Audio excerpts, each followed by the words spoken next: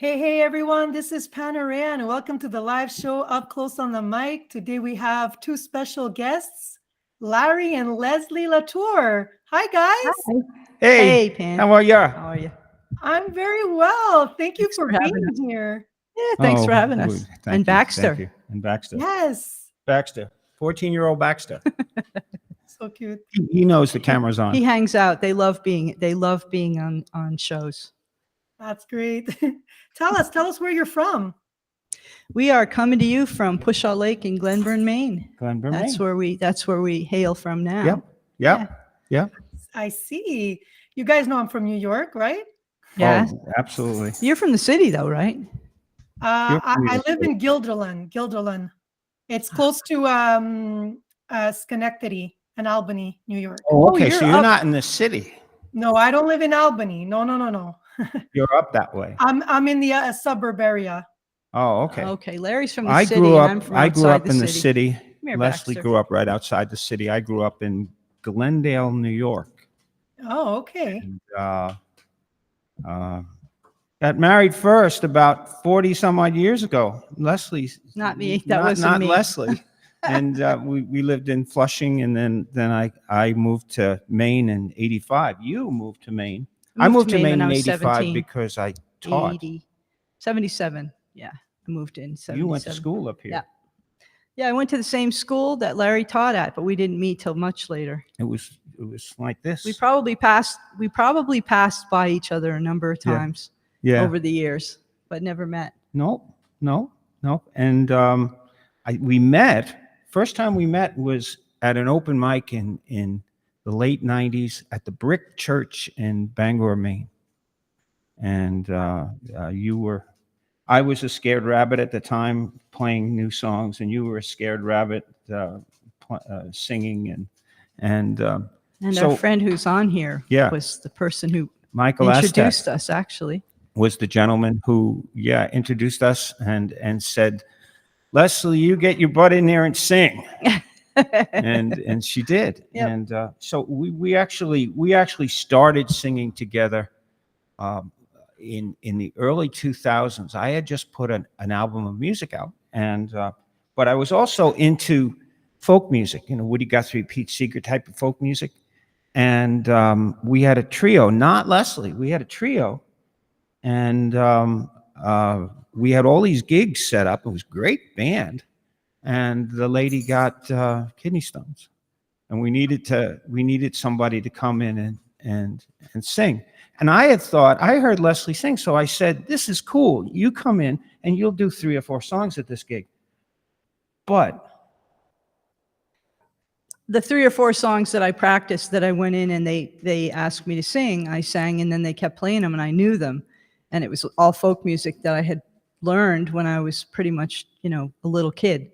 My parents were folkies and they were musicians, and our whole family was doing a lot of music. So Joel and Larry said, well, why don't you come down and meet our other person and see if it'll work as you being part Kathy? of the band. Kathy. Who, that was in 2000. She just passed, by the yeah, way. she was 94. She ended up being one of my best friends. Larry brought me down and said, we've got a new member of the band. And Kathy said, well, we'll see. And I sang for them. And then we were part of that band. That was Yeah. Generations. I don't know if you've heard any of that Generations music. Yeah. Have you? Generations Live at the Loft. Generations Live at the Loft, But yeah. what's really interesting is that Leslie said that she was playing folk music when she was a kid. She just didn't play folk music. She was playing folk music at Manumet School in New My York with parents the were. Seeger family. That's the Pete Seeger family. Yep. Peggy Seeger and those guys. So the pedigree is there. It's more so than with me. I mean, I grew up in the middle For what of it's worth. working class New York City, and you were hobnobbing with the Seegers. Not me. Well, but your family was. My parents your went father, to worked at the school and they played music. He with the played singers. bass, and your mother Yeah, played the Almanac harmonica. Singers. I'm not sure if you've ever heard of them. No. Well, If you're- anybody who Anybody signs who's on our should age know that, probably would know. and yeah. it's cool. So we You got put- all we- these questions answered without even asking them, didn't you? That's fine. I love listening to your story. Keep going. Well, we started So playing. after you joined the band, did you guys fall in love right away, or were you friends and then it happened much later? I think we had a close bond. We were good friends. We were best But we were friends. both married, and we were really good friends, and we played a lot of music together for a number of years. And I think it didn't really gel until like 3 years later, Number of like years 2004. afterwards. Yeah. And then we got together and got married and started playing music together. Well, And we it were was- playing music 5 years before we were married. So then we but started really but writing. really That's when we writing really music. started. That's Yeah. when we started We didn't writing know music. when we got married. We knew we liked to sing together, but we'd never written anything together. And so we Okay. started. It was like an automatic. It was an automatic thing. I was sending him poetry. Well, you were sending me poetry too. Like Yeah. he'd be at work and I'd send some poetry, and some of the songs that you talked about were bits and pieces of poetry that I would send. I never thought anything about turning them into music. You know, I didn't plan on being a songwriter or a sing. I always loved to sing. I always wanted to be a singer, but I never thought about writing. And the next thing you know, we were putting them into music. Hmm. Well, Paper from the Wood was one that I wrote earlier. You wrote that for Yeah. for the Generations Folk Band. We wrote paper. You wrote Paper from the Wood because of the mill The closings. mill's all closing All the down. mill closings in Maine. And I think you said, Pan, that you were from Quebec, and there's a lot of mills in that northeast area, and they all were closing down. They all Yeah. did there too, didn't In fact, they? Yeah. we're doing a gig later this month in Old Town, Maine, and right down the street from where we're doing the gig, a mill closed. Yeah. So we have to do that song. Yeah, for sure. We'll do it later tonight. We'll do it later in this interview. So all your songs that you guys write in your albums, you write them together, or sometimes Leslie will start the song and then you'll jump in, Larry, and finish it. Like, how do you write together? Because it's hard to write a song together. It's Yes. not easy, right? Yes.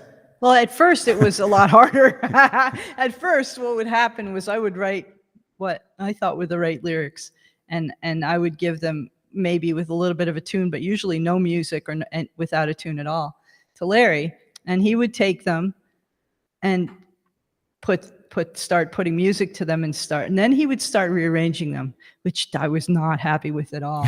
And I would say, you can't change that. It has to- You got and to then- have one something coming in here and then- something coming in right, around and there then and over- something coming in here and Yeah, and then it I- just can't be bump bump bump bump bump Yeah. bump bump. It wouldn't have worked if he had not taken them and changed them. So he started taking things and changing them. And then I realized that once the words were written and sent, that Larry would decipher them and take what he thought the feeling of them was and put them to music. And he'd usually pull a piece of a song, like Room in My Cocoon. That's one of the ones that you Yeah. like. That line, I got room in my cocoon. We pulled it out and made it kind of Uses a hook. it as a hook, and then would sort of build a song around that with what the other words were and put them in so they made sense and so they sounded right. And that's part of his genius. In right fact, there. the first song that you are interested in hearing from us, you want to go into that because Yeah, we can jump into that. The Lonesome Whistle. yes, we didn't write that. I know. Um, you it guys turned- do this. It turns out that a friend of ours wrote it, and the friend of ours is a good friend and musician with Leslie's brother, Al Hamburger, who runs the Loft Recording Studios in Bronxville. It's a feeder studio, and he actually recorded Rihanna's first album. So we were, and the funny story there So was it's a feeder, when we first got she was 16. She had her 16th birthday there, didn't she? when we first decided we were going to record an album, we started saying, where are we going to record this? And everybody had recording studios back in the early 2000s. So I said to Leslie, do you know anybody? And he says, yeah, my brother has a recording I studio. had forgot at first, and then and I I'm went, oh, wait a thinking, minute. Yeah, my brother's. I said, everybody's got a recording studio, but he had a recording studio. I mean, he recorded Procol Harum, Christine Al Aguilera, Stewart, Procol yeah. Harum, Al Stewart. Wow. Yeah, Pink. and he recorded people before they were who they were. They made them famous. They That made was them part of famous. their- That Rihanna part of was their- recorded before she was Rihanna. They haven't made us famous yet, but we'll No, see. they like our music though. Is it G? No, it's D. It's D? D. Okay. So I didn't realize Al recorded us on the first album, but I didn't realize that he collaborated with Bob Bracero on this song. And after we finished the song, you can go back to our YouTube site. If you look at our website there, LarryandLeslieLatour.com, you go to that website, and one of the first links is to the YouTube site. And on that YouTube site are both of those songs, Lonesome Whistle done by Bob Bracero and Lonesome Whistle done by us. So it's kind of fun to see the difference, the song written by somebody versus song performed and interpreted by somebody else. So here's Lonesome Whistle. And we want to know what this song's about, or should we tell you afterwards? You guys could play it and we can talk about it afterwards.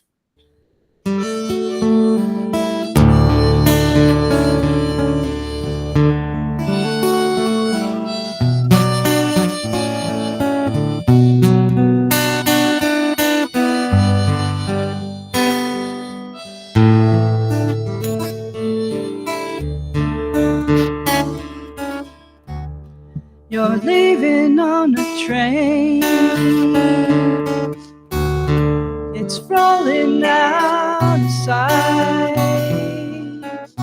Will I ever be the same without you loving me tonight? I'm standing in the rain. It's finally kicking in. How will I ever stand the pain of never seeing you again? I'm so sorry, babe. I didn't realize what loneliness was till I heard that whistle cry. So won't you tell the engineer he's got to turn this train around? Don't you let him leave me here, lost in that lonesome whistle sound.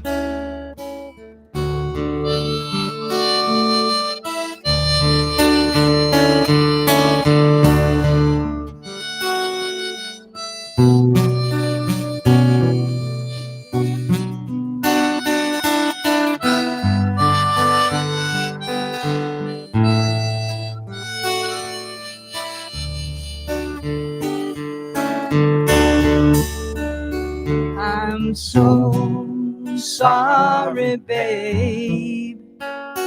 I didn't realize what loneliness was till I heard that whistle cry. So won't you tell the engineer he's gotta turn that train around?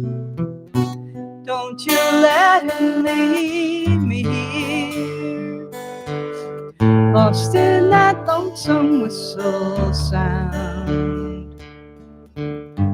Don't you let him leave me here, lost in that lonesome whistle sound.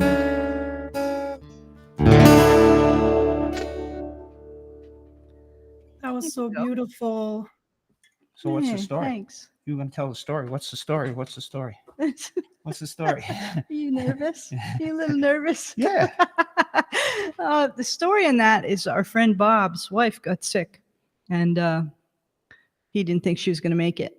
And He wrote that song. Don't you leave me here, you know? And she's fine.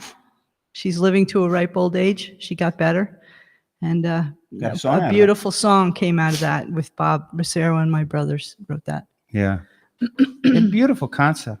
Beautiful concept. Yeah, and if you listen to it if you go and listen to it on the YouTube channel, Bob has got just kind of a gruff country rock western kind of a voice, and he's got some blues, totally different. But that's the fun thing is what we do is we find songs that are on each of the albums. There's at least one song, I think just one. He does it. How does he do it? On each of them, he does it country, right? Kicks it, bass and sort of rock in the back, and we find a song that we like and put it on the album. One of our friends, like there's one from our friend Ryan Biter that is on one album, and then Greg Parentoni, one of his songs, and Ray Sealing is another one who's on one. We always like to pick. We reinterpret them and put one song from one and- of our friends on them. And it's a lot of fun. And we don't have to pay royalties. We just have to ask them, and they let us put it on the album. It's good to have good friends, right? It's good to have friends. What I like about this song is obviously the lyrics, but the way you sing it together. Like I was getting like a knot in my throat from like trying to hold in the emotions. Yeah, you don't have When you get that feeling, like in your stomach or your throat that you don't want to cry, but you're holding Hard it all to breathe. together. Yeah. And that's what we do though, Pan. That's, if you ever come out and we see you somewhere or we do a concert somewhere where you will cry or you'll be trying not to. We usually put out a box of Kleenex and we'll bring people through those emotions and then out the other side and then play something light and make them laugh and have some fun. So the shows are there's a lot of emotion. We've had people who had just gone through breakups walk out in the middle of shows. And we've had people who've lost a 50-year partner come up at the end and say, your song touched me on that one. And we went, I'm sorry. Yeah. And then we said, no, it's so good to feel those emotions, emotions, to be able to feel and to share and to, process that stuff. Yeah, I listen to a lot of music, and I don't get emotional with all the music that I listen to. It takes a lot for me to get emotional and to feel that lump in my throat. And when I listen to your music, it happens to me a lot. And this song, the first time I heard this song, I got that emotion, like that knot in my throat. And I'm like, this song has to be a song that I need to discuss about during the interview. So, it's hard to write songs like this, but also the way you sing it, the way you were talking about, the way you interpreted the song and the way you sing in your voice, you're not doing those big, like high notes, but it's simple, but it's so emotional. It's so good. You don't need to sing like Celine Dion all the time to get an audience to feel the music. You can just keep it simple and the message gets there, That's it. Trying to get out of the way of the song and let the words and the music and the melody tell a story.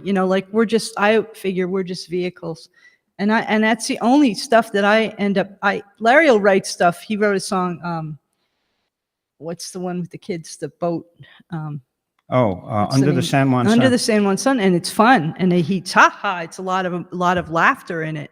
And I always say, gee, I wish I could write something that was so light, because I write those songs like Joni and the songs that bring out all kinds of emotion. So we make a good team. Yes. Yeah. So where do you want to head from here? Just a quick reminder to turn off your camera and your microphone if you're just here listening to us. Cool. Not us though. No. Okay.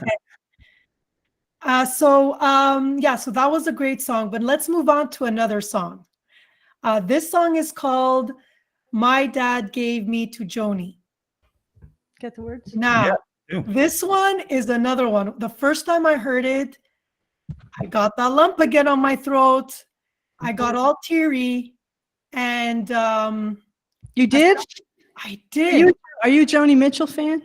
Oh, yes, I And am. you say that's right. The other night you said you were a Joan. I Yeah. was the only kid in high school who used to listen to her music. Everyone thought I was like a weird kid because Right, I remember you in the saying that. 90s, everyone used to listen to like, Yeah, that was me. Yeah.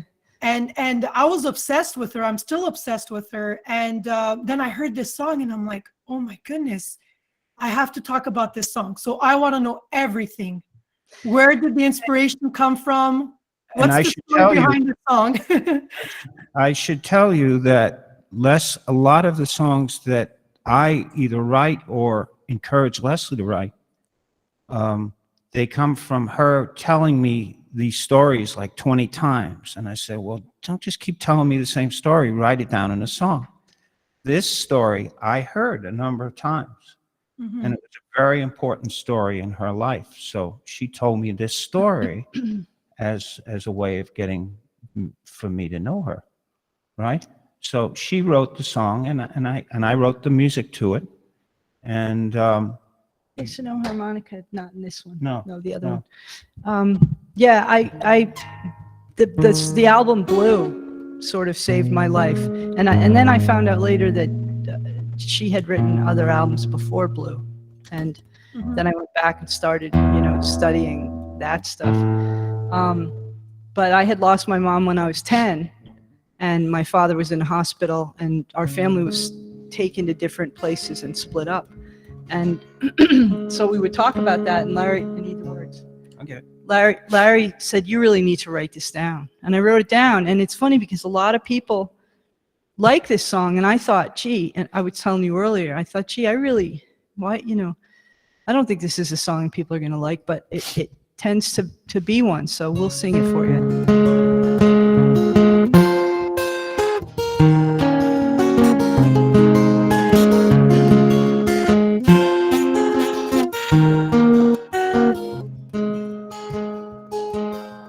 14 years I stood behind that bedroom door, and I kept my feelings hid.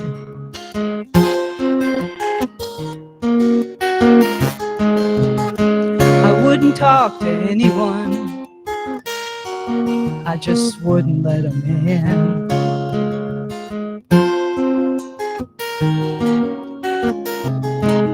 I lost too much, I was out of touch, I couldn't get connected. I'd paint the walls in colored squalls, I felt so imperfected. I lay in bed to keep from falling, never coming back. The only thing that could reach me now was my little tiger cat. But then my dad said, seems to me, just when you think you're on your own, the things you feel, the pain you're in, they aren't yours alone. Then my dad gave me to Joni. Her blue came in to comfort me, to walk me to the light. The way she sang, it's like she'd known me. She knew just where I came from, she knew we were alike. She knew my dad would bring her here to bring me back to life.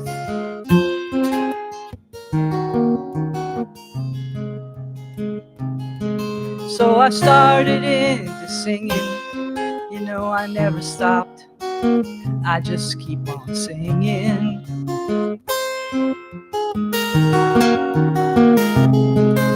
She taught me how to reach across the dark, so my songs to you are playing.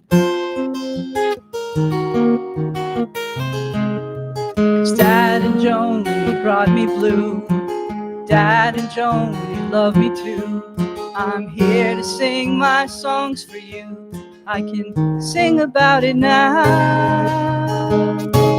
'Cause my dad gave me Joni.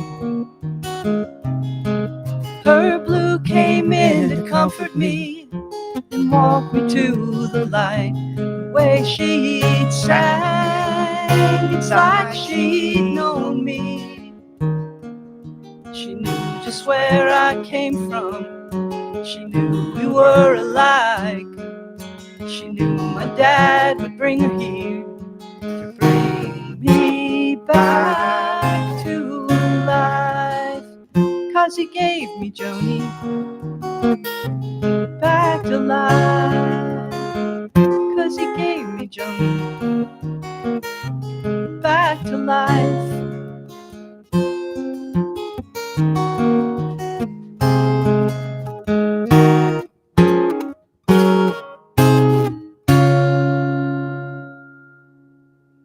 That was so good. I got it again. You want to know something? The truth is, Pan, there's a lot of songs that we write that we have to sing over and over and over until we can get through them without crying. And so one of our friends, our bass player, he's very serious. He says, you just sing them and you sing them and you sing them and you sing them and you sing them and you sing them over and over and over until you don't cry. So, I you know, know, but it's so hard because you were talking about where the song came, like the inspiration of the song, and you mentioned that your mom passed away when you were only 10. yeah, Now it even made me more emotional because the only thing I can think of is my two daughters. I have a 7-year-old right now and a 4-year-old, yeah. and you know, I was thinking, well, what if, let's say, I pass away when, let's say, my daughter reaches the age of 10 in 3 years, and how would that make her feel? And I can't even go there. My mind doesn't even go there. They need me so much. You shouldn't have to go there. Nobody should have to Well, go she there. died at 37. Yeah, that's the kind of stuff that comes from it. But on the other side of 50 years of working through And it, you know, weren't even living with your father. You were living with your father's brother. Yeah, Your father living was with barely relatives. holding it together, and Yeah. he brought you he brought me Blue. the album Blue. He brought her Blue. And if I thought, it's brought her funny, out. at the end of the song, I thought about that and I thought about him and I went, I had a little hitch and I went, you know, I'm going to finish this song. But that, you know, isn't that good that we can do that and we can have that? What if we couldn't do that? Like if I couldn't have processed all of the stuff that, you know, happened in my life with music, I wouldn't have survived it and wouldn't come out on the other side to share it. Like it says, now I'm singing my songs for you. I can sing about it now. You know, that's what we do.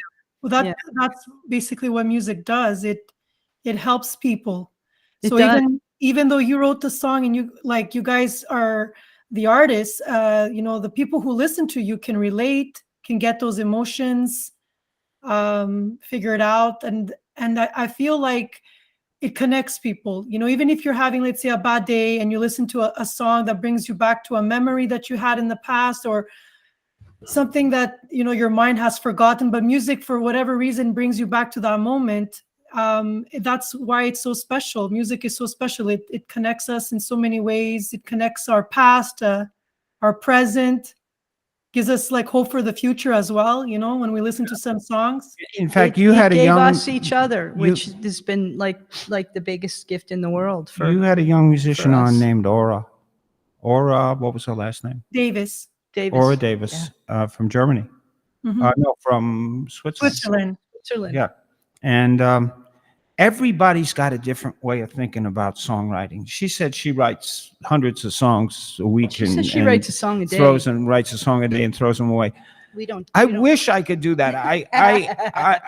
Well, a song comes from an idea, and I cannot throw that idea away. I will beat that idea to death until I get it right. Like that Dad Gave Me to Joni comes from a very, very special part of Leslie's life, and we just had to make it right, you know. And Leslie does a lot of Joni songs, and we have a gig coming up, a town gig in Orono, and we're gonna do a Joni show. I was thinking, let's do a Joni Yeah. show because we have We've a been collection talking of her about that for I songs. need years. to come down there. Yeah, we have a collection of her songs, and of course, a collection of her songs with all the crazy tunings that she used. And so you need How like many? 3 or 4 37 guitars and a 37 piano in order to play 7 or 8 songs. Yeah. But Joni is special. She really is It special. really is. Yeah. Um, what about this She had like polio when she was a child, and she thought that she would not live for long, but look at her. She's still going strong, and I people are know. still inviting her to all these different events that she's still I'd love her going. to hear that song. She's come back You know, out too. I mean, she had a stroke a few years yeah. ago, but she seems to have Yeah. covered quite a bit. Yeah. So the next She's my song is a mentor. COVID song. The next song? The next song is a COVID song. It Ah. is. Yeah. Which, Room in My Cocoon? Room in My Cocoon. Do you want We're doing that one now? Okay, When we do you can do want that to- one. What do you want to do now? Oh, you wanted to do the other one. Werewolves and Witches? Werewolves and- Werewolves and Witches. We have the album cut of this that we're going to play, and we figured it out. We've been technically working on stuff here, so we figured out how to show it. And what you're going to see is the album cut with a number of stills and videos of our lives and our animals and dogs and things like that. And Well, one of them, do you see him? Mickey's back there. Mickey's back None there. of them have come out to none of them, yeah. bother us much tonight. They're usually right up here. Why did you pick this song? Well, I like the music, so that's like a given. But I was interesting because the title says Werewolves and Witches, and I was like, it had like a sound that was almost like magical, like a magical, almost as if I was watching like the Lord of the Rings or something, you know. And You wrote this, Larry. I wrote this song because I know, like, I don't know, because like, of this where did you magical write lady. this? This magical lady is always pulling out spiritual stuff out of the sky, and I'm grounded. I'm a grounded guy. Larry pulled me right back If to you earth. listen to the lyrics carefully, it's a give and take from her singing and me singing, and it's what we believe in. But you wrote the words in this. Now, too, right? for those Didn't you write guys most here, of them? for the guys in the audience, if you're baseball fans, Sandy's here. Hi, Sandy. and you watch the where this idea came from was a very strange place. There's a movie called Bull Durham, and Kevin Costner plays the old wizened catcher who is assigned to take care of the young pitcher who's coming up and he's going to be in the major leagues, and they're fighting for a woman. And the woman asks him what he believes in. He says, "What do I believe in? I believe in the small of a woman's back, and I believe in this, and I believe in that, and I believe in this." And I said, "What do I believe in? And what does Leslie believe in?" And they're a little bit different, but somehow they come together in the middle. So that's where this song came from. And we were also excited because we really haven't explored too much organizing songs for a band. A lot of our songs are solo songs. So this one, we worked with a gentleman who's played music for 50 years in the Bangor area named Willie Kelly. He actually is very well known in this area. Yeah, you might want to check him out. He'd be yeah, fun to have. he'd be fun to have on. He's a lot of fun. I did notice that's why the sound was so different. I liked obviously it was a little bit different from your other songs. So Yeah, he plays electric guitar, and his son plays drums, and our friend Dave plays bass. Who we have a number of projects piano with. on that one, is there? There's no piano on this one, but here we go. You ready? Oh, I'm ready. Let's do this. Here we go.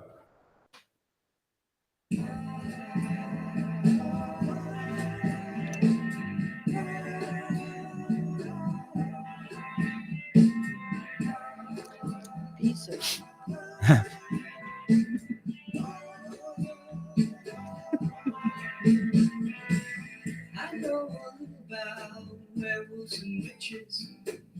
I know a little about angels to speak of. I know a little about snake oil and miracles. I know a little about No. the morning dove.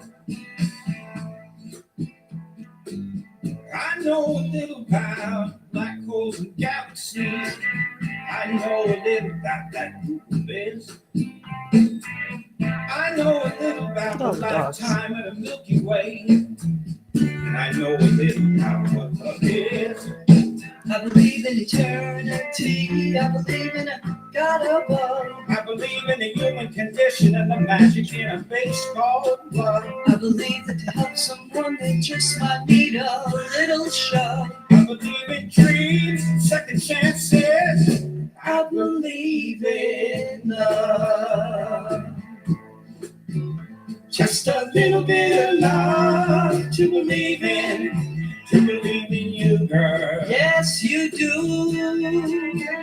Just a little bit of love to believe in you. To believe in. I know a little about hiding your feelings. I know a little about the tears when you cry. I know a little about the way of your dealings, but I also think I know a little about how hard you try. I believe that karma pays you back, and if you love her, let her go. I believe that the love you spread will all come back to you just so. I believe in the Travis pick. I believe in the heart and soul. I believe in the love music and the music of love.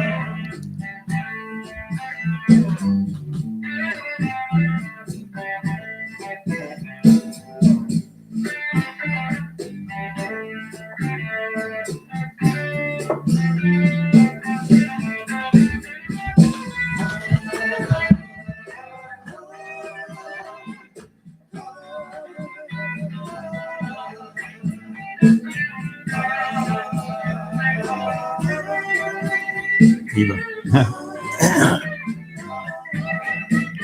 I believe in eternity. I believe in God above. I believe in the human condition and the magic in a baseball glove. I believe that Good song. one day just might need a little shove. I believe in dreams and second chances. I believe in love. I believe the dead people are all around us. I believe in the spirit in all of us.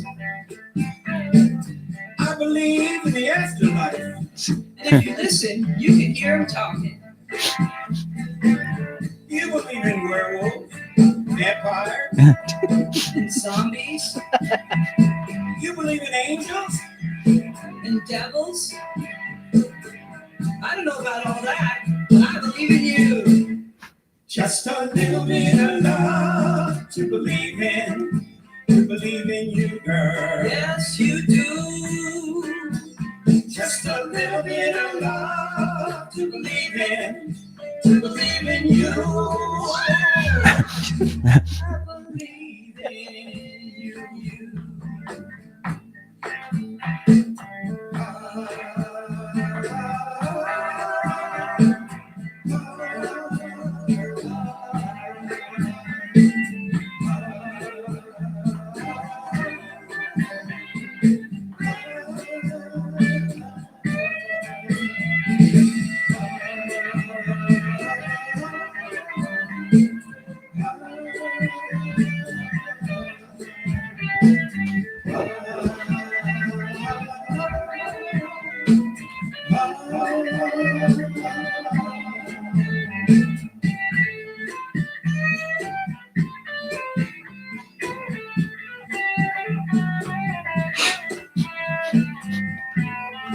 Good job.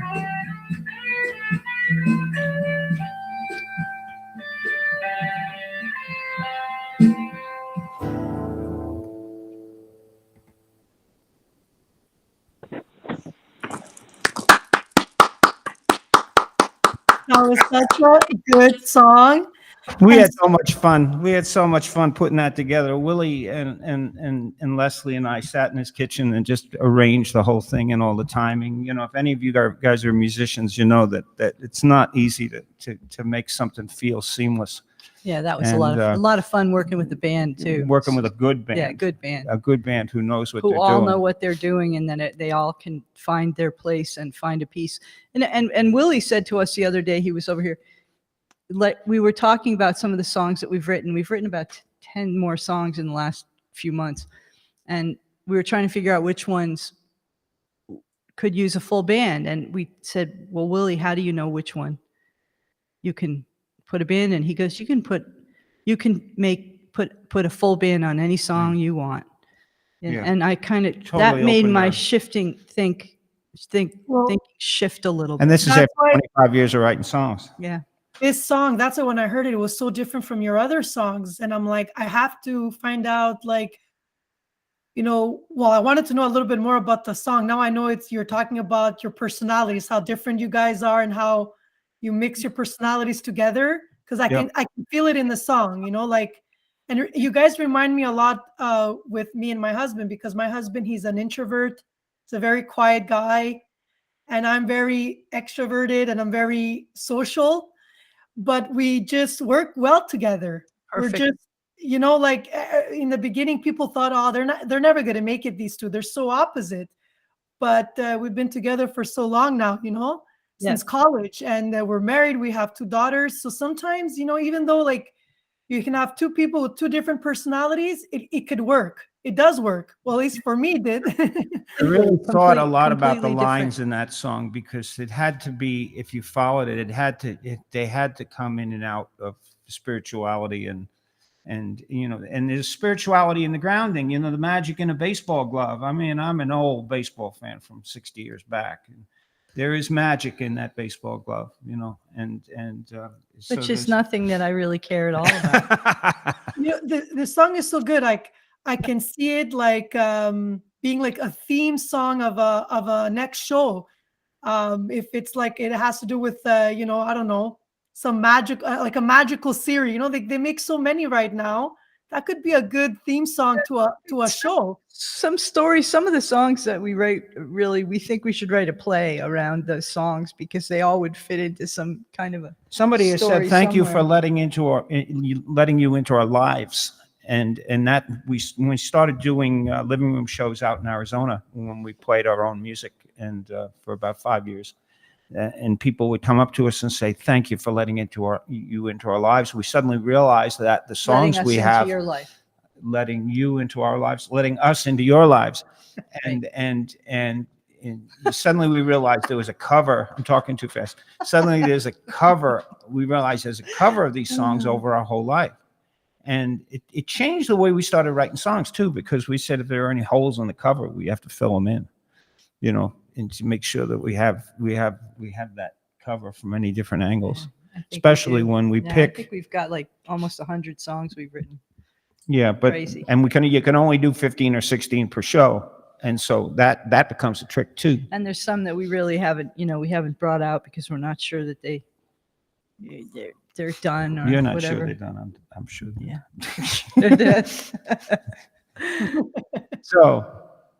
So let's talk about the last song that I decided to put on my list of songs to talk about. So it's called "I've Got Room in My Cocoon." This is another great one, guys. What's the story behind this one? This one is we did with a full band too, I think, didn't we? No, well, actually, yeah. it's band It's got rigged, drum, but yeah. we Got drum and bass on it. we started it out as a Latin rhythm. The recording engineer, Andrew Clifford, who's also a pretty good jazz drummer, said that's a bossa rhythm, and I would love to put I have no a drum idea beat behind it. where you came up with that. So Larry came up with laid that whole that bossa rhythm down, and then once we laid it down, I got Dave Meek, who is a really top-notch bass player, who played on that other song, to lay the drum beat, to lay the bass line down. Now, where the bossa rhythm came from, I have no idea, but I think if you listen, well, how does the first lines go words wise? And you want to know something that you'll get a kick out of is I'm never sure what song we're going to play until I hear the beginning with the guitar, because I have some stuff that doesn't work right till I hear the guitar, and then I'll remember what it is. But I can't tell you the first words, or I can't tell you what the song is or what the song's about until I hear the first part of the guitar. So Leslie wrote, "Think about the springtime, I've got room in my cocoon. If you want to just be quiet and wait out all the cold and the cacophony. I got room in my cocoon where we can listen. I got room in my cocoon where we can listen to the breath. and only leave the world to weave and spin. And I felt it, and I'm starting to roll with it. I'm starting to roll with the rhythms. You know, if you listen to words, I'm playing a lot of Dylan songs lately, and I'm rolling with the poetry of his words. She wrote this, Leslie wrote this, and I'm rolling with it, and I'm saying, country, nah. Think about the springtime, you know, jazz, nah. Two-step. Boom, boom, boom. It's not really folky. Bum, bum, bum, bum. Just get that Latin rhythm going, you know, like a Santana song, you know, but more, it's more low key, more like a dance rhythm.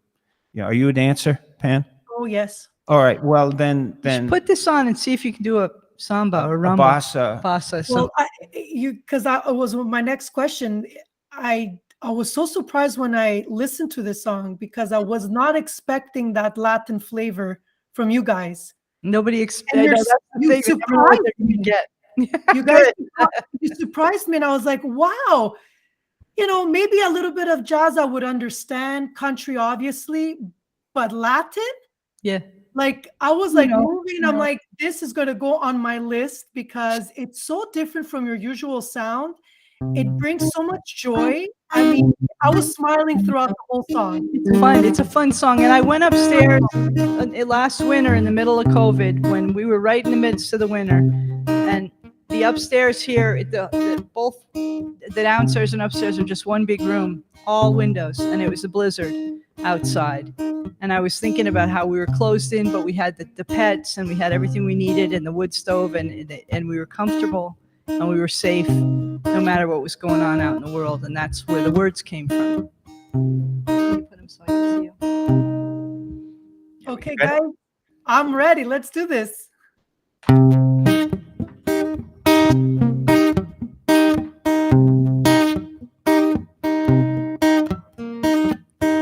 Think about the springtime. I've got room in my cocoon.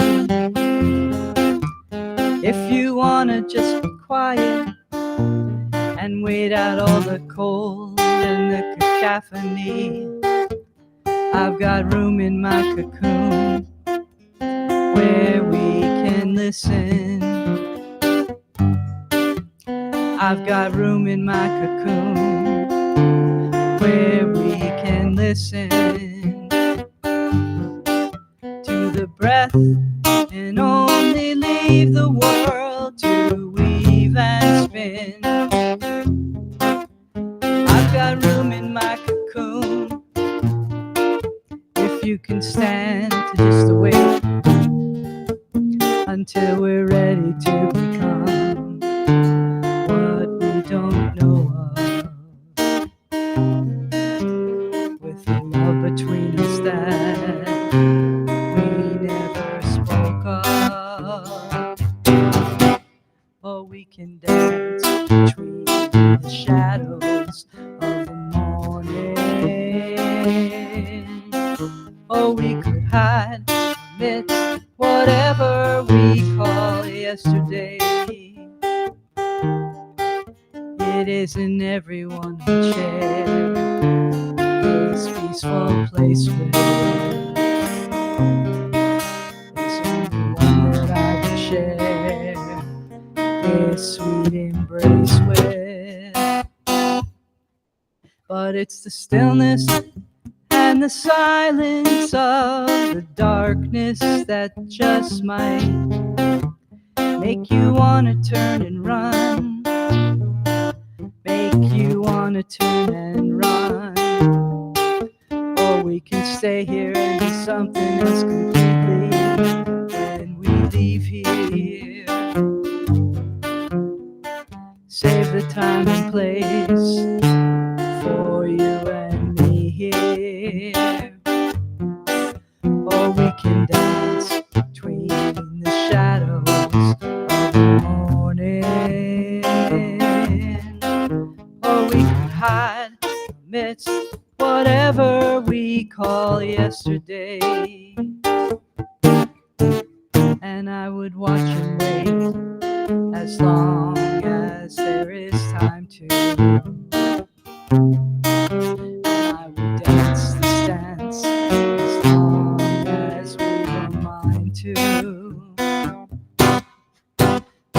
go. Think about the springtime. I've got room in my cocoon. If you wanna just be quiet and wait out all the cold and the cacophony, I've got room in my cocoon where we can listen. I've got room in my cocoon where we can listen for the springtime and the free.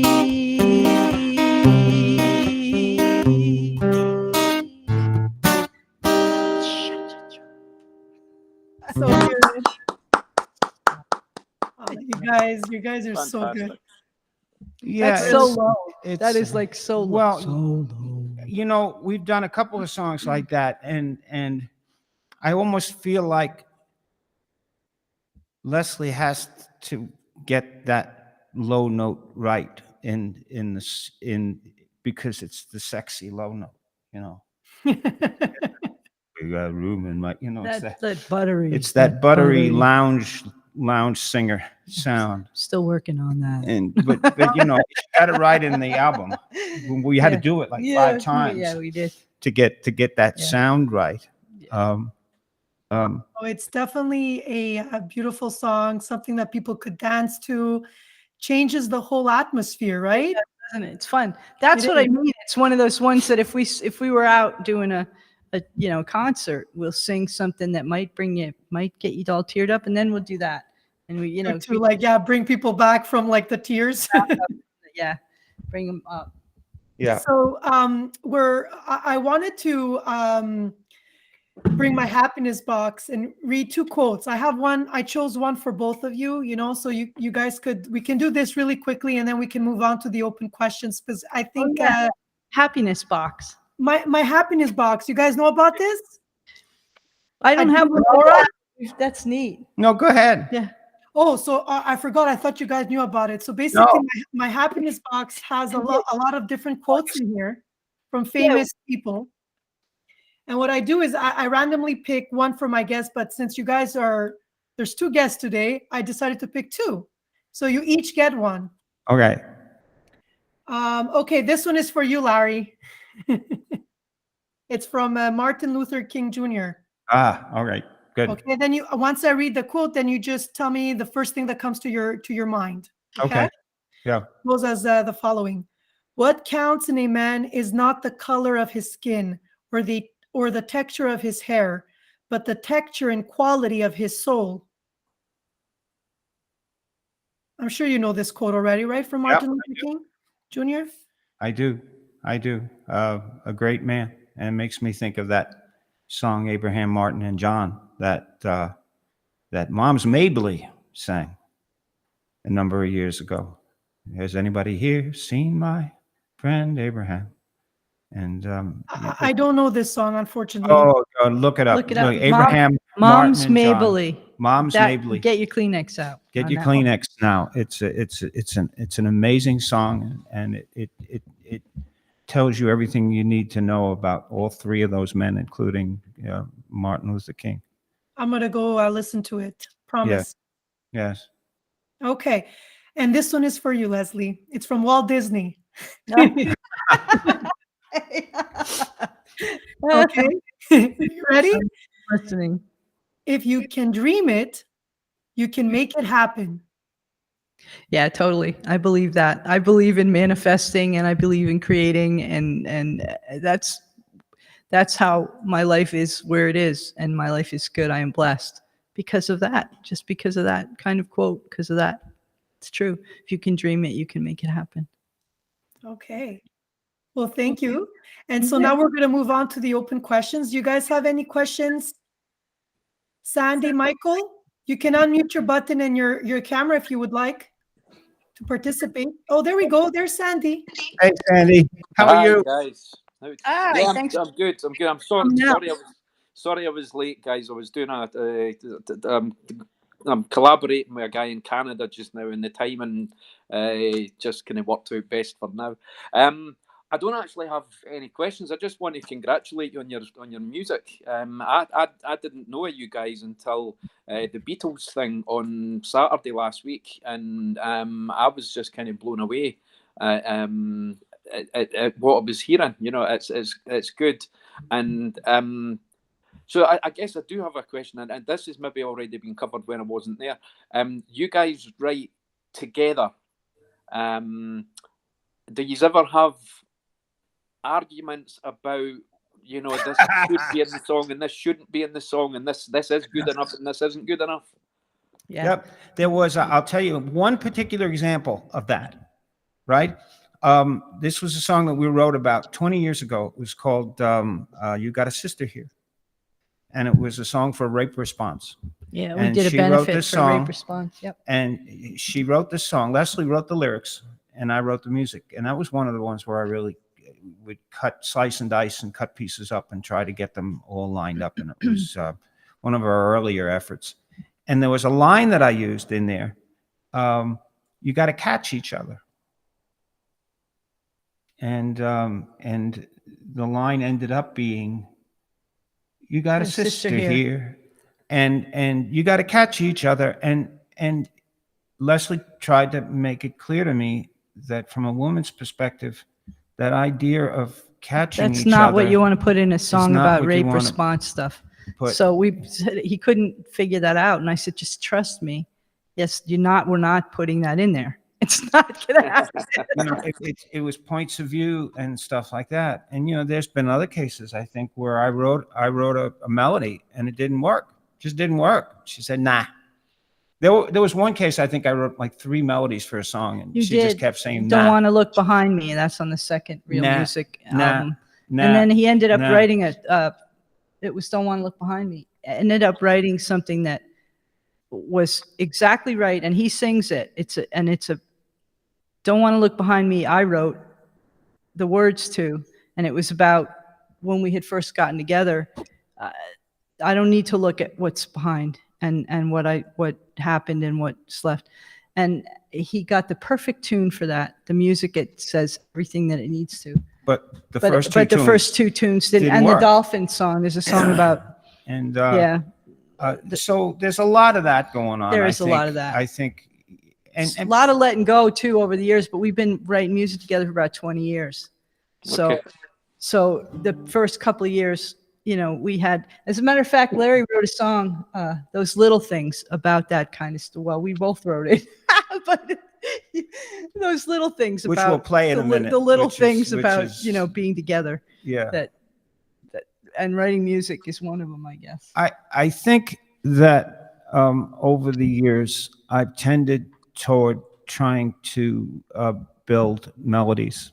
And the melodies that I build aren't necessarily that straightforward 3 or 4 chord melody, although I come back through those. I just noticed that with the bossa nova thing.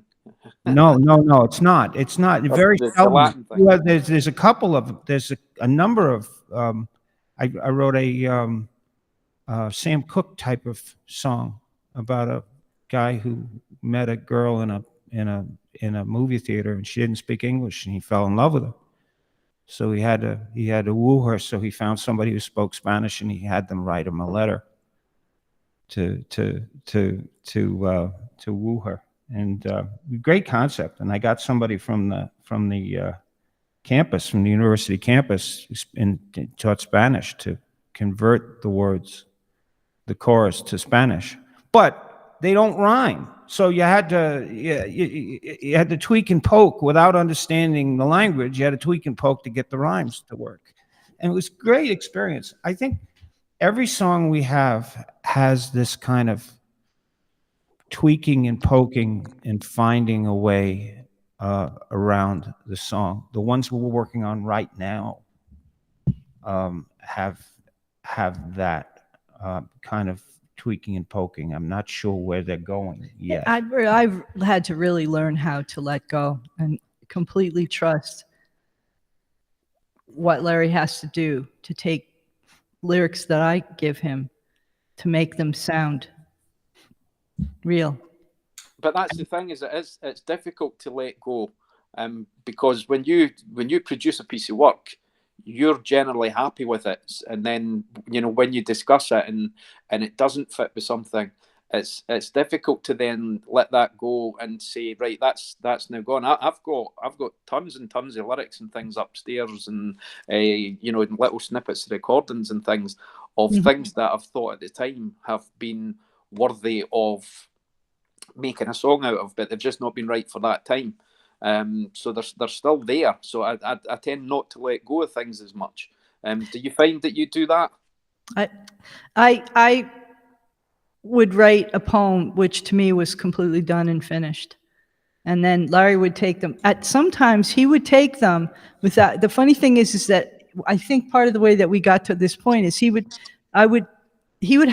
had piles of the poems that I had written in his emails and in his notes, and I didn't even know that he was going to take them and write a song. So I didn't have much say. He would come back and say, here, learn this. And I would look and I'd go, God, where'd those words come? I wrote that. But by then it was already taken apart and it put back together in a beautiful way. So that made me learn to trust. But I know what you mean, because it's when you write a piece of music or a poem or, lyrics, it's yours. Yeah. And to be able to, you got to trust who you collaborate with, I guess, and to be able to say, okay, I may have written this, but this isn't its full life. And somebody else can give it another piece of life. And sometimes it's a lot better. It's always a lot better than what I can come up with. There's very few times when I can write melodies. I mean, melodies that I've written are all very folky, very simple, CDG.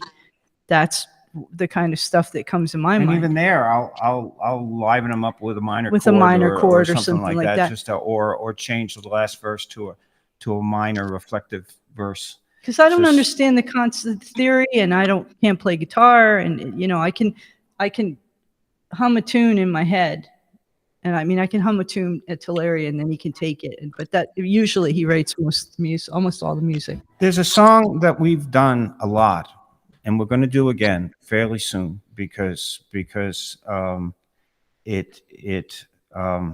was written for a benefit for the people of Millinocket, Maine, and I don't know what it's like over in Scotland, but I'm guessing the same problem exists over there. Different. The mills are shutting down. The mills have shut down. They've all shut down, and people are leaving like crazy. Leslie wrote this song, and it's had a life of its own. Can we play it? Absolutely. And she wrote this song, and we've made a few modifications to it. And I found that one of the great things about it is I can do the Pete Seeger thing, the talking before the verse.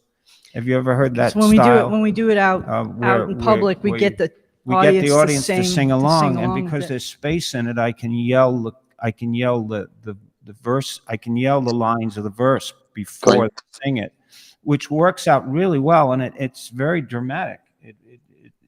And so let's do. It's called Making Paper from the Wood, and it's funny. This is the one of the few that I wrote the music to, except for the minor, which Larry's very proud of because it makes a big difference in the song. You put that minor in. There's a TV series that I've been watching, Sandy, and you'd appreciate this. It's centered in Scotland. It's just a story of life in Scotland about a couple of guys who are retired. Do you know the series that I'm thinking of? Is it Still Game? Yes, Still Game. Yeah. We saw that. That whole thing. And I've been watching that thing, and I love it because it reminds me of the way people live their mundane lives here. There's no. We're all like that. We're all like that. Wherever you go, there you are. Yeah. Right. Yeah. So we wrote this song. If we can play? We'll just everyone will turn off their mute their microphone, please, Sandy.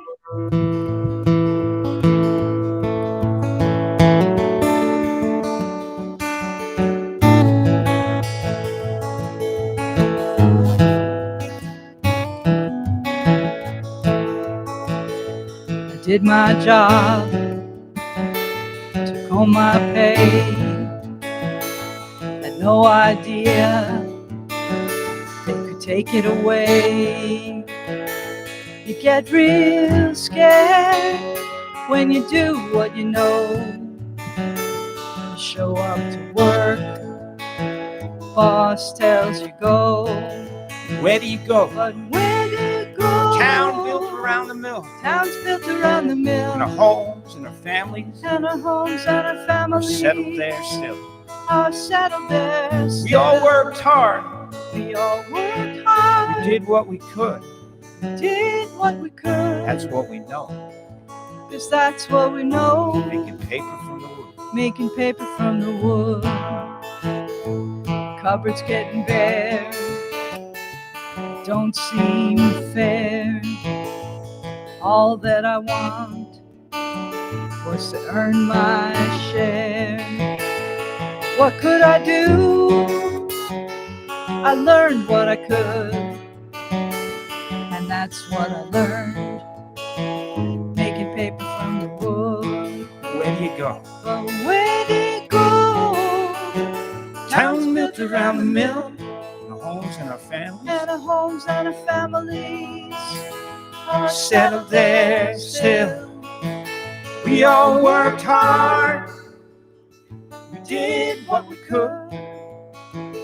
And that's what we know. Making paper from the wood. World's changing fast. Maybe things don't last. Must be more to learn on this changing path. I sure hope it's good. I guess we'll know when we should. For now our hearts making paper from the wood. Where do you go? Where do you go? Town built around the mill. Town's built around the mill. And our homes and our families And our homes and our families settled there still. are settled there still. We all worked hard. We did what we could. 'Cause that's what we know. Making paper from the wood. One more time. Where do you go? Town's built around the mill. And our homes and our families are settled there still. We all worked hard. Did what we could. 'Cause that's what we know. Making paper from the wood. 'Cause that's what we know. Making paper from the wood.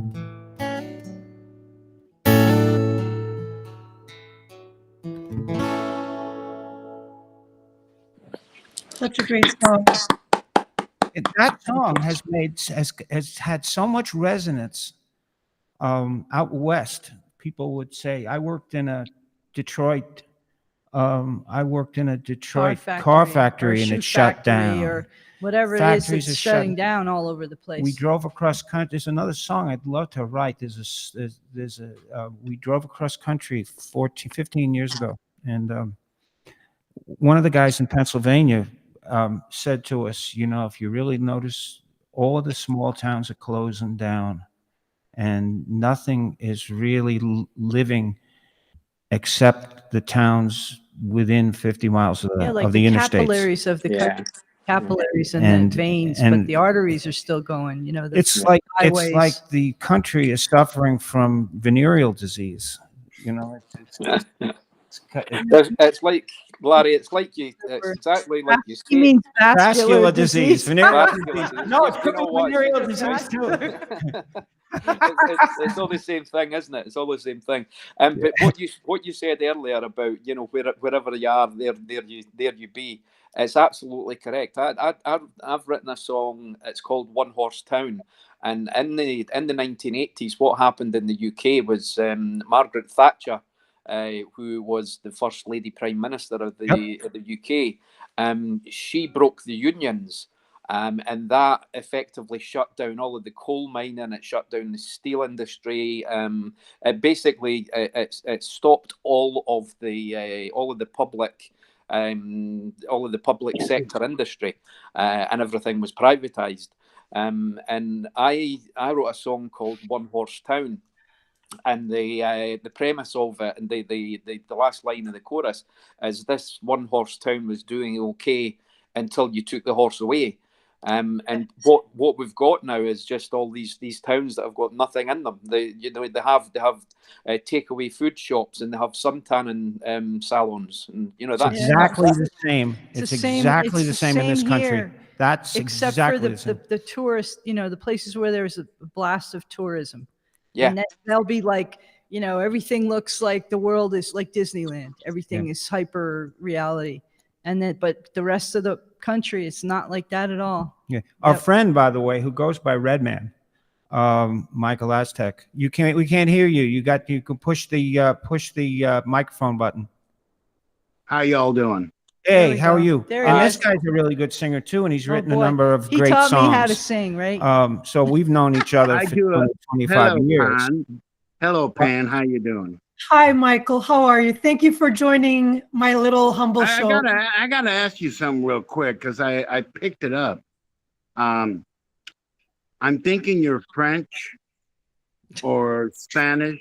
Which one? I'm Greek Canadian, so I speak Greek, French, and English is my third language. Allô, comment ça va, madame? Très bien, vous? Spanish? Allô, French. comment ça va? French? Très bien, vous? Assez So- toi, so- s'il vous plaît. But anyway, I'm a rock and roller. I know What's your Larry and question?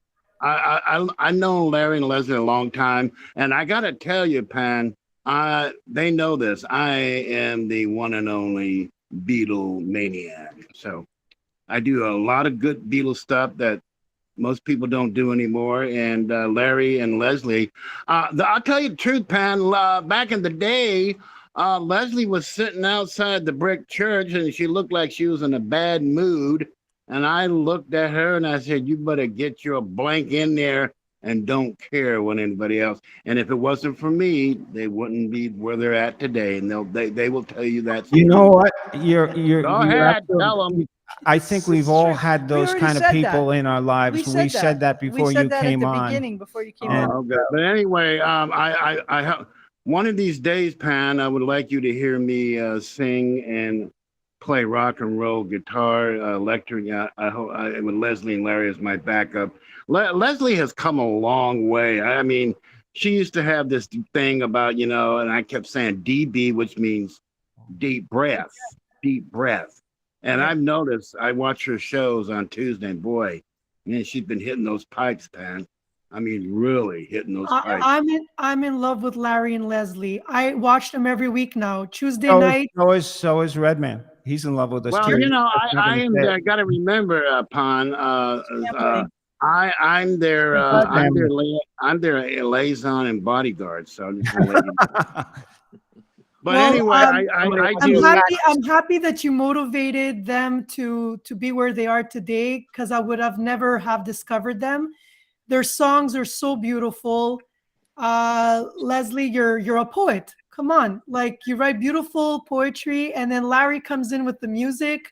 You guys make such a good team. And Yeah, my favorite song that Leslie does is it's the Unicorn Song, and this other song she does by a group called the Jayhawks. I used to always get the name messed up. but Unicorn Song is a song The that. unicorn song. Yeah, I love that. I love that song. Why I don't love we it. end with the No, we Unicorn want Song? to do one that I've been singing a lot. Oh, she's been singing a lot. I've been she wants singing a me to lot, sing. so yeah. So maybe we can do Larry- one more song. But the unicorn and- song is and- called "They'll Always Be Me." If you want to hear what he's talking about, it's his favorite song, and it's the other song that people. When we were in Generations, it became our theme song. It's the only Yeah. other song that I wrote, really. Well, Pon, it's good to know you. I hope I get to see you more, and you'll get an opportunity to hear me play with them. Yes, absolutely, you will. absolutely. I would We'll love let to Dan know. listen to your music. If you listen, one of the things I want to mention is we do a Thank you, show Redman. because it's therapy actually. And Sandy, I don't know how you dealt with COVID, but the way we dealt with COVID was, we locked down. And when we locked down, we said, we're not going to take this. And we started a show 2 years ago. 2 years did. ago. We And stayed we're up in and did it. and on every Tuesday night at 8:00. And we're up to our 113th show. It's Wow. it's absolute. It's yeah. That's my feeling. We've done it's how many therapy. songs? 1,800 songs. And Redman it's was on crazy, one of the really. shows with us doing his stuff, and we've had some guests, and 113 shows. And it's not just our own music. We do a lot of covers, a lot of old British invasion things, and we do the one song I know that came from your neck of the woods was 500 Miles. Oh yeah. Okay. And we've done that song. You know, so we just keep adding to the collection, and it's fun. We just still do it. It's just so much. It's fun, and it keeps us. And you know, there's still a lot of lockdown. There's not a lot happening here still.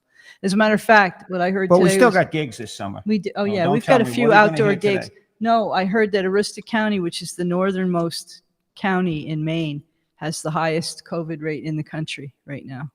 So it's very, very rural. North of us. North of us, yeah. So In the country, it's crazy. In the middle, way up in Maine.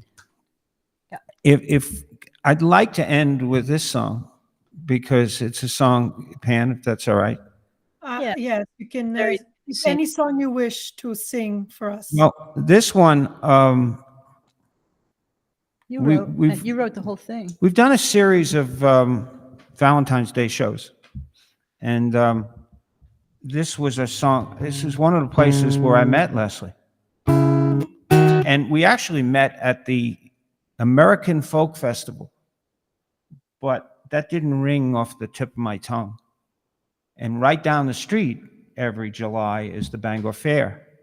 So even though this song happened at the American Folk Festival, I wrote it like it happened at the Bangor Fair, only because Bangor Fair rhymes.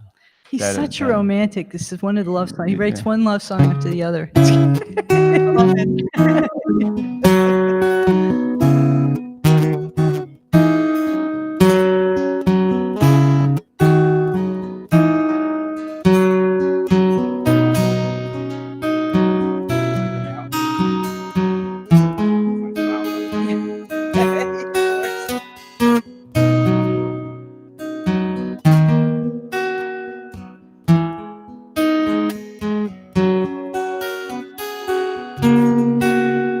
Was a moonlit night, everything was all right as we were walking at the Bangor Fair.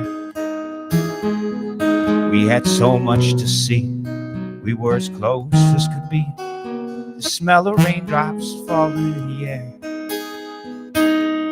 You gave me your hand, I put my hat on your head, and when the band played, we danced right along. Dance with me, Dance with me. dance with me, Dance with me. dance with me till the last dance is through. Dance with me, Dance with me. can't you see Can't you see? that I love you forever, forever we'll be.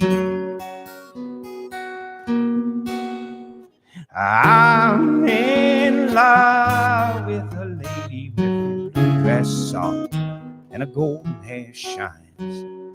I'm in love with a lady too. We danced all night to the music and the rhythm in the air. To this day, she's got a hold on me. I remember that moonlit night. We have so much to see. We're still as close as could be, and everything's still alright. I still remember when you gave me your hand. Gave you I put my hat on your hand. head, Put your you have my hand. And when the band plays, we still sing along. Dance with me, Dance with me, dance with me, dance with me, dance with me till the last dance is through.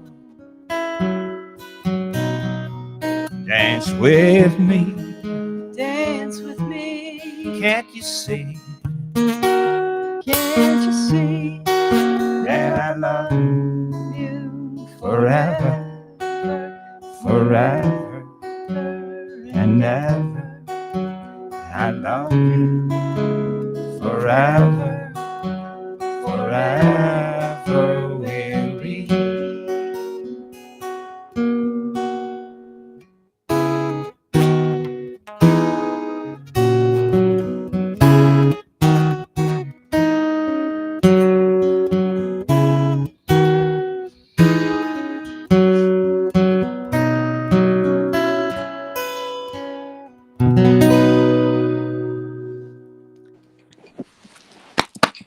Beautiful. That's beautiful. Sloppy, schmaltzy Till the- love songs. But till the last dance is through. That was Double- bloody on- awesome. That was bloody awesome, y'all. right. Now, Larry, the melody in that bridge was absolutely superb. Just What? the way you tightened the melody up in the bridge. That was just wonderful. I'm Yeah, great in song. love with a lady with. You know what? Songwriting tip here for me. It was a songwriting tip for me. I wrote that song and I said, this thing needs a bridge. And I put that in and I said, God, this is so different from the rest of the song. Yeah. Why is it? Why do I have a right to put this here? It's your song. And you I do said, whatever you want. what the heck? Let me put that right in the middle of the song, and it completely changed it up. Yeah. And you think about it, I'm in love with a lady. It's just you're telling a story, but then you're kind of sitting there going, I've had a drink and I'm really happy. I'm in love with a lady with a blue dress on and a golden hair shines, it's like, whoa, here we go, and then back to this. I envision, we've always done that just with the guitar, but I envision having a little bit of a bass and rhythm section. Throwing it into a dance tune. Right? Dance with me, dance with me, dance with me, da da da da da da. Right? It's Right. that, and that's, I think, the next phase of our music is where we really want to. Somebody last night who writes a lot of songs for his band talks about going into the tracking phase, where he finishes a song and finishes the melody and finishes the lyrics, and then he starts to explore what the embellishments are. Like, what's the guitar part? Could this thing use an organ? What type of drum beat is on this thing? What type of bass run is going on it? And that's pretty new to us. I don't, I think.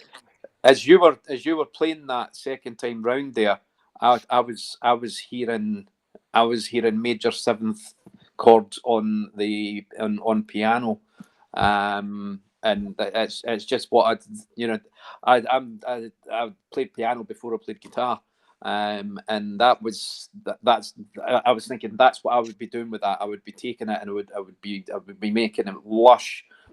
Major seventh chords. We're looking for a piano player if you want. No, really, it's that's. Are you guys looking for backup vocals?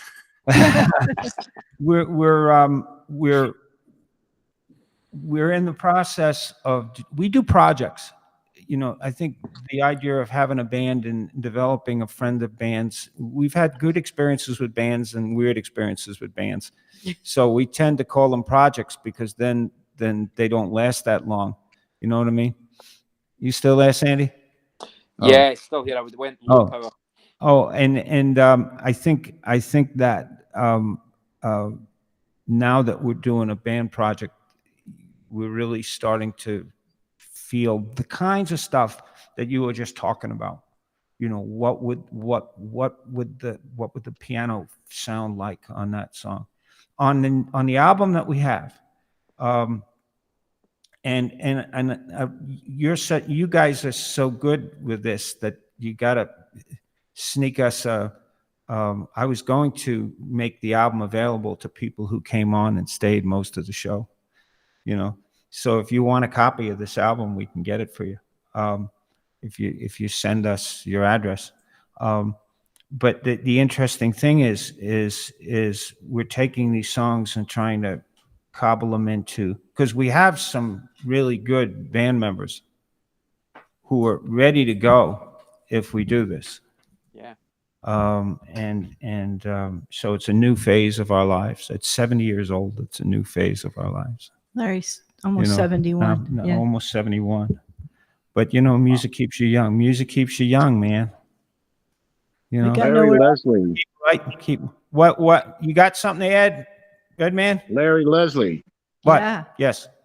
I just want to say to y'all that I both dig y'all. Thank you for all your support and for coming on. You know that. I know, of course. I Pan, do. you're doing a good job, mademoiselle. You're doing a great job. Keep it up.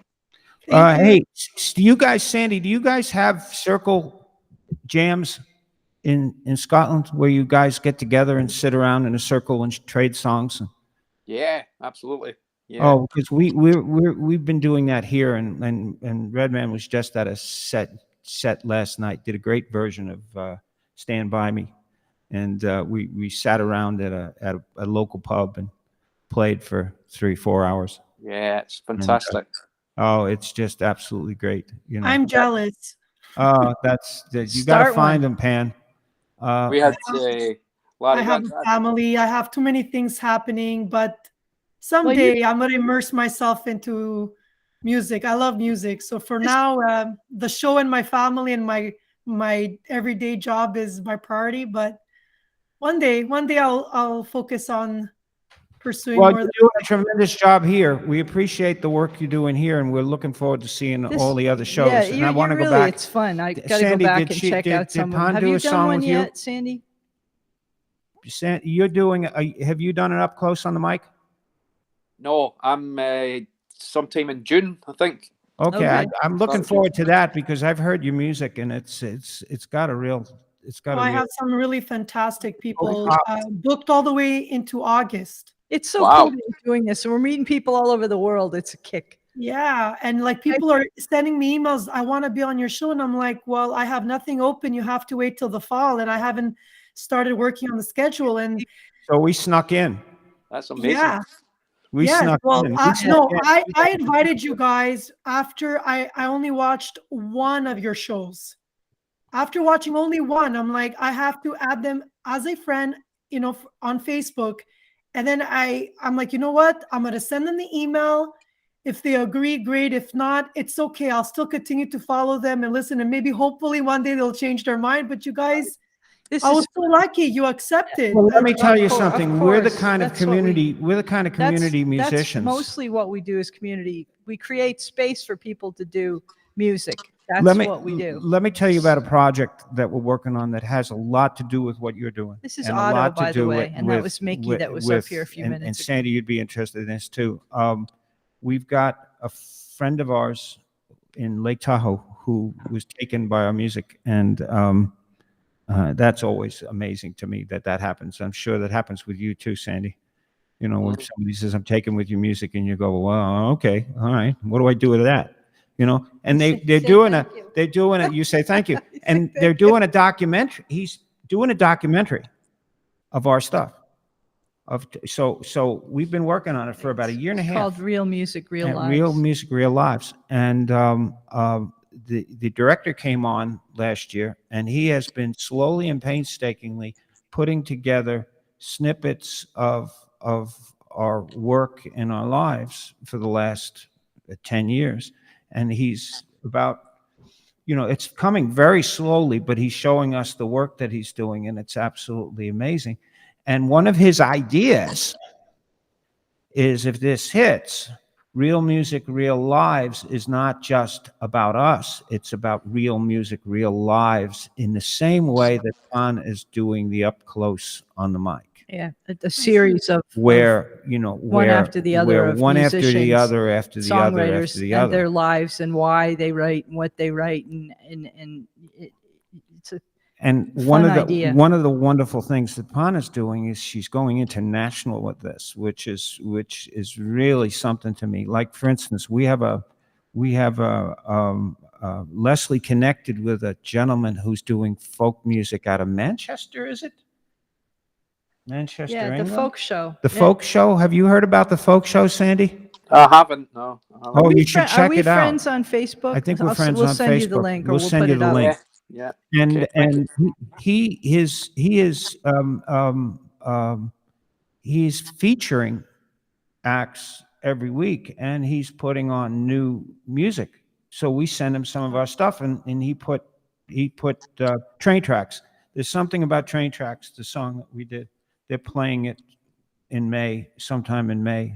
But it's a very interesting show, and it's got a very English, British, dare I say, Scottish, Irish flavor. You know, Okay. it almost. You know, the reason I say that is it's almost like, remember back in the 70s. Well, I don't know if you go that far back. Remember Pentangle and Fairport Convention Yeah. and those bands. Even Jethro Tull. They mix Celtic themes with Celtic music and rock and roll Yeah. and pop, and you don't see that here. It's there, and when he does that show, it's just coming out all over the place, and it just makes it. It's just something very special about that music because it's just slightly different than the stuff that I hear over here. Yeah, I'd love to see it. Oh yeah. So Pan, I'm really excited that you're doing Thank you. international. It's a new project, so this is my project, and it's my second week, so it could only get better. I think. Quite a learning curve for the technology and all the stuff you're picking up on doing this. It's amazing. Yeah, and I would love to have you guys back whenever you would like to do this again. The door is always open. We're not going anywhere. We're not going anywhere. we'll be Maybe singing at our and singing and 150th singing. show, you'll have us celebrate the 200th show or something like that. Yeah, when your next album comes out, is it coming out soon? Well, the next one. Well, We just finished. We just finished the one third. that you We just finished the one that you just got. That's just. Oh, okay. So you know how this is, Sandy. I think you know how this is because you write a lot. You know that when you have a whole bunch of songs in your hand, taking that and actually getting it to the album and finishing the album might not be that quick. It might be Right. more like a year. Yeah, tell me about it. You know, so I think given it will probably take about a year to come up with the next one. I see. You know, but we're working on it. Always writing songs. Say thanks very much. Thank you so much, you guys. Thank you for You're having so us. awesome. Thank you guys. I always look forward to your Tuesday evening live performance that you guys do every week. Have you dropped by yet, Sandy? Tuesday night. No, what time is it on? Oh God! That's right. That's the the middle problem. of the night for you. 8 It's o'clock. 8 here. o'clock. Here it's 8 o'clock. Okay. So it's 2 o'clock in the morning, right? It is. Yeah, it's kind of one or two in the morning. two. You know what? I'm a bit of a night owl, so I'll certainly pop in next week. We have a friend who's in Dreda. Dr. Ada. Yeah, but she's not. Where She's is not. she in the middle of the She's night not there? horizontally. You're horizontally distant from us. But isn't it So the middle time of the night? zones are all fouled up. No, Yeah. she's in Argentina. Oh, she's in Argentina. So okay. the time is pretty much the same, you know, where you're this way. Yeah, we're 5 hours behind 5 hours ahead of East Coast. So Only if you're 5? 8 o'clock, then yeah, we're I think 1 in the morning, 2 in the morning, Yeah. something like that. That's So, not too bad. I thought it was 6, but It's fun. It's fun live because everybody talks. You know, Redman and Pan. Everybody says hello or they say whatever, and I try to answer and don't hit everything. But they're all on. There's 100 on LarryandLeslieLatour.com. There's 100. Yeah, like I said, hello. Yep. yeah, it's he all- always says hello. they're all on there. Larry has he was I think statistics and analysis stuff was what he's really good at. So he's what's the word? Codified? I didn't think there was What's the word? codified. Codify? I didn't think there was. If we did 113 shows, we better know when we did the songs the last time, So or we'd end up doing one song like 50 times. so you right? can go in and every show he's got the time for every song on every show all the way. wow. So if there's a song that you like, you can go onto that website and look in If you online go to that shows, website, and you can say, "Gee, I really liked Cocoon," or whatever, right? And you That can. must have been so much work. He loves that. no, but it wasn't. It was it. What it is when we finish the show, I'll download. When we finish the show, I'll go back through the show and get the times of every song. Maybe take a half an hour, and that way I can listen to them and see how they were. You know, because we always sit back after the show and listen to how we did with the songs. And while we do that, I'll record the times of the songs, and then I'll dump it into a website, and it's up there for the next day.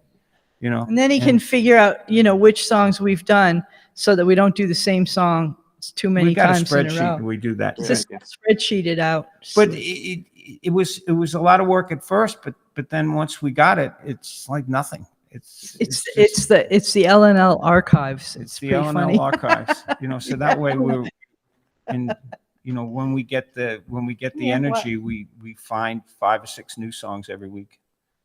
And Yeah, you guys fantastic. did a great version of my favorite group from San Francisco, the Beau Brummels. Yeah, Oh, the Beau Brummels. Yeah. What's the name of that song?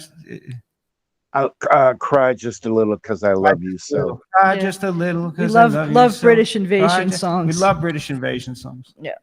I mean, that's Unless sometimes there won't be any on, and I'll say, Larry, find a British invasion. I don't know what they call them song. over in Britain. What do they call British invasion songs over in Britain? It can't be British invasion songs because they're the ones who went the other way. Yeah.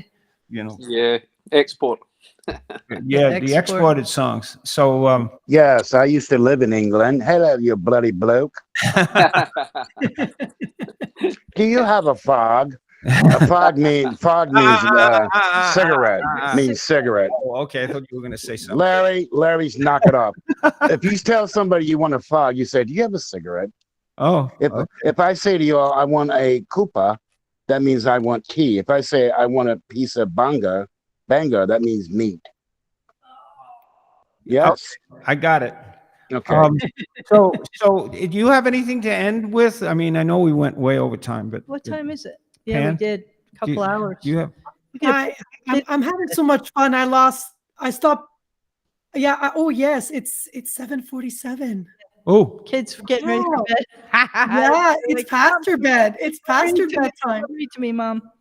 It's Well- okay. I think they know that I enjoy doing this, so they're allowing me to do this, and my husband is watching them right now, so I'm okay.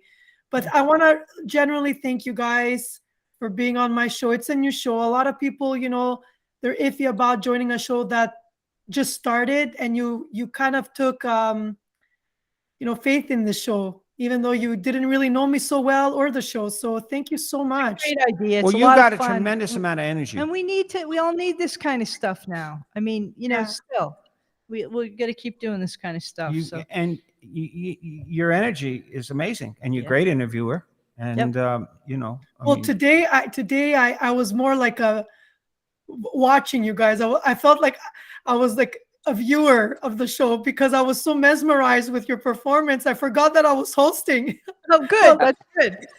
That's good. Just right. I had That's some other nice. questions, but it's okay. I enjoy watching you perform, and I think everyone will really enjoy this episode. It has been so one much last fun. question. Pick one last question. One last question. Well, I wanted to know more about your childhood, like specifically. Oh, it was bad. I wanted to know, like, And when you were much younger, living at home, how did the whole music thing started for you? Where did your love for music begin? At what age? And to know a little bit more about your childhood. That was one of the big questions I had. But we're at the end of the show. I don't know if we want to get into such a big. Look, make it simple. That's Make pretty. it simple. I think I didn't start writing songs until I was in my 40s. I got my first guitar at 15, and then during college played a lot with friends. We did a lot of hanging out in the 70s, Hi, in the buddy. late 60s, Hey, early Bubs. 70s, playing Bubs. music, but never thought about ramping it up, and never thought about writing songs. And I don't think it didn't really hit until I started doing a lot of open mics when I was in my 40s, when I moved up to Maine, and then started writing songs. That's Um, incredible. yeah, and You started at I mean, 40. huh? Well, I I'm mean, 70. I know, but still, like, I don't know. Like, most people wouldn't start something like that at 40. They would be like, my time has passed. But No, you not were so motivated, even at 40, to do this. me. Yeah. That was That- that let- midlife let- crisis, man, Yeah. lady. Yeah. That was me. Well, I Midlife. love it. Yeah. And Les, I think you want to say it. You had an accident. You had a head injury. Yeah, I did. I had a head injury before. You wouldn't have liked me before that. Yeah, I did. I had a pretty bad head injury and ended up out of work on a disability. And it did something. It opened up the right side of my brain in a more creative way and a much lighter way than I was before. I was a career administrative social work type person. And it probably one of the best things that ever happened to me was, and that's when I really started doing music. But I was raised in a family of music people. I was the last of 4 kids, and all of my brothers are musicians. And I think when we were kids, my parents were always singing in the car, and they would all take a harmony part, and there would be nothing left, and I would always find something. So that's when I started singing. I can find harmonies that are completely different than what you would ever hear, and that's how you met me, was hearing one of my harmonies. Your harmonies are impeccable. She does the harmonies. If you know music, she does not just the third up, but the third down, Because and does a lot of there's a talk about a baritone in an ensemble. The baritone singers, they get the They're fine. leftovers after the that's what I got. after the sopranos get the lead and the altos get the harmony, and then you got the baritones. And what do? They get these crazy little notes that fill out the chord. Yeah, And that's what I Leslie do. was in Generations. If you listen to the folk album, which is online, Generations Live at the Loft, she tends to pick out those strange harmonies that make the some of them are Celtic harmonies, some of them are that change the feel of the I chord, hear the them, and then seventh they- harmony, they're those just kinds of there. things. And And you've taught me a tremendous amount about harmony, on where to put things and how to get them worked. A lot of our songs, Leslie's found some strange harmonies that have made the songs. Yep. I know exactly what you guys are talking about, because in high school I was in a choir for 5 years. So it was all about harmony, and you're singing Right. cappella. We didn't have any instruments. It was just, Like we were like 20 girls, because I went to an only girls school, and we were like 20 girls in the choir, and everyone had a different sound to bring. And it was pretty incredible. I should go back and watch some of my Yeah, that would be my fun. parents to send me those days from high school. So I know exactly what you're talking about. So actually, you got into music really heavily. You were influenced by music a long time before I was. I think in my 30s, I really headed off to sea music, sea shanties, and northeastern folk music, and that had a lot of British and Irish tinge to it, and I got involved in a lot of that. And then Leslie's the one that really pulled me heavily back to to 60s and 70s pop. Yeah. You know, the I was part of it, born in 59, so I blues, was, British you know, the invasion stuff, all that rock stuff. and roll was the thing that we all learned when we were kids. Yeah. My brother used to play Name That Tune, and he would put, my brother that's on the show all the time, Johnny, he interacts a lot. He would play like two notes on one of the British songs, and I'd have to guess what it was, and so we were always working on stuff like that. So I'm I wish I was alive in the to give 60s. you an idea of what she does in our Yeah, it in our was group, an because I'm amazing working time. I'm just picking up this riff.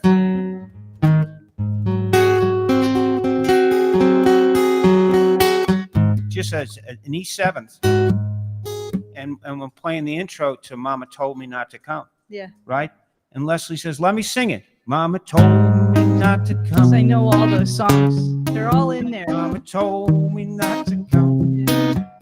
Right, yeah, and she takes the song and just riffs on it in the way that I couldn't do that. So if you listen to our show, a lot of the kind of the poppy, bluesy songs that riff on that style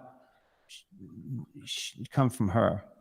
And a lot of the more folk, You're gonna fall rocky kinds of off. things, You're gonna fall. they come from me.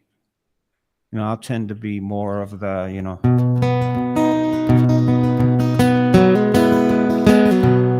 that more of that flow, Townes Van Zandt kind of stuff, and Blaze Foley and a lot of the I Love It, you know. So we mix.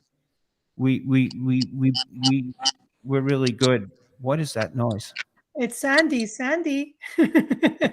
You know what that is? No. We should There we go. Sorry. Let you go. We should let you Let go. you We go and- could talk Yeah. forever. Yeah. But Yeah, I- it's my. Do you it's guys just my know battery, the but- show The Wonder Years? Yeah, I oh remember yeah, that. yes. So when I was younger, I used to watch that show, and a lot of the music from that time I discovered while I was watching that show. Yeah. You know, like the music that they were playing, because it was filmed. I believe it was like in the 70s. No, 'Cause Fred Savage, right? Yeah. yeah. Savage the And kid. so all those songs that I used to hear while I was watching that show, I was like, wow, this music is so good. And that's how I discovered a lot of the music from that time, because I wasn't born then, you What- know.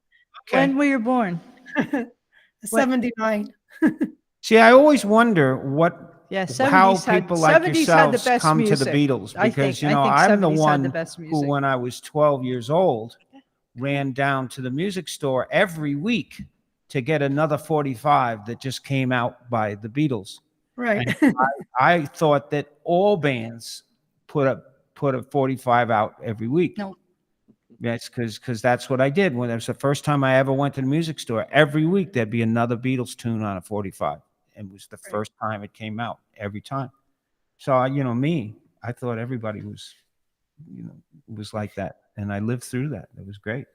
Yeah, I wish That's I was my- alive My during battery's like the just gonna- 60s and my- the 70s. I missed Sandy? the boat. My Sandy? battery's just going to die, guys. So I'm going to go. But listen, I You've will. kept us for I'll be there on long Tuesday. time. I'll find you Oh. Tuesday. I'll have a late night. We'd love to have you if you're We'd love to there, have and you. if you're And not, say hello if no you come. worries. Yeah, say Yeah, hi. of course, of course. If not, All right. come See you the then. next week. Okay. And thanks again, Pan. Thanks. Yes. Thank you, Sandy. you. Bye bye. Thank you, Michael. Thank you, Larry and Leslie. This was so Thank much you. fun. See you Have a again. good night. Nice evening. Bye-bye. You too. Bye.